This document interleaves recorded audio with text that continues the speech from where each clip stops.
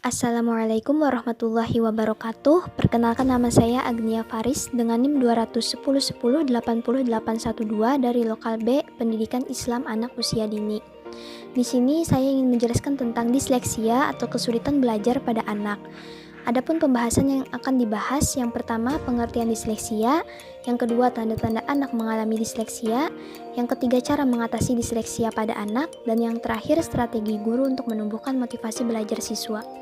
Pengertian disleksia. Kata disleksia berasal dari bahasa Yunani, dis berarti kesulitan dan leksis berarti kata-kata.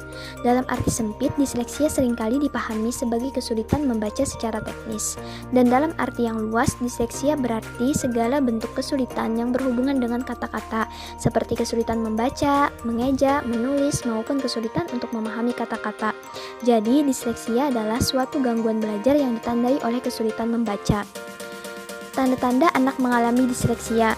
Tanda-tanda disleksia pada usia prasekolah yaitu suka mencampur adukan kata-kata dan frasa, kesulitan mempelajari rima atau pengulangan bunyi dan ritme atau irama, sulit mengingat nama atau sebuah objek, perkembangan kemampuan berbahasa yang terlambat, senang dibacakan buku tetapi tidak tertarik pada huruf atau kata-kata, dan sulit untuk berpakaian.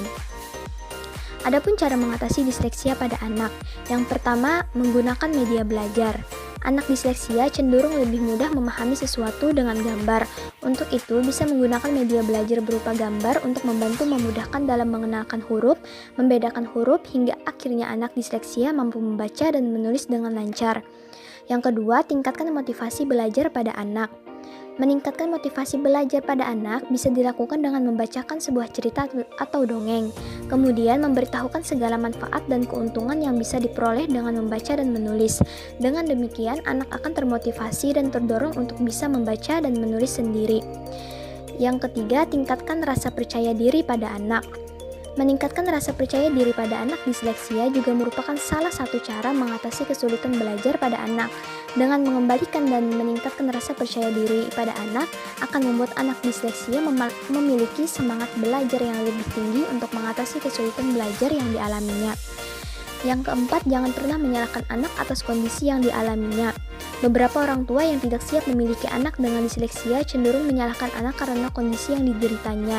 Padahal kondisi disleksia yang menyebabkan anak mengalami kesulitan belajar bukan merupakan kesalahan yang dilakukan oleh anak, namun karena adanya kesalahan dalam otak anak. Menyalahkan anak atas kondisi yang dialaminya justru akan membuat anak semakin depresi. Yang kelima, selalu dampingi anak dalam belajar.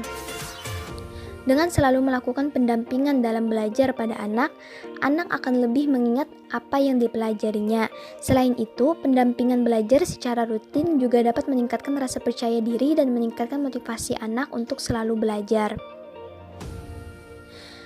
Adapun beberapa cara yang dapat dilakukan oleh orang tua di rumah, yaitu yang pertama, usahakan agar benar-benar aktif dalam mendampinginya dari waktu ke waktu.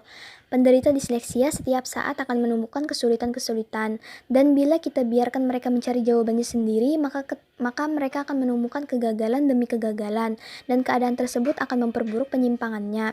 Yang kedua, buatlah semenarik mungkin ketika mengajarinya membaca. Hampir semua anak penderita disleksia tidak suka pelajaran membaca, karena membaca adalah pekerjaan yang paling berat bagi dirinya. Carilah isi bacaan yang disukai oleh subjek, sehingga hal tersebut akan menjadi menarik bagi subjek untuk terus membacanya walaupun sulit. Yang ketiga, berikan model peran seperti orang-orang sukses yang disleksia. Model peran sangat penting bagi mereka untuk meningkatkan semangatnya.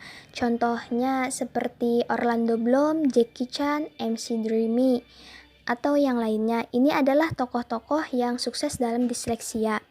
Dengan memberikan model peran, ini akan membangkitkan semangat dan harapan kesembuhan pada dirinya. Yang keempat, gunakan metode pendekatan multisensori.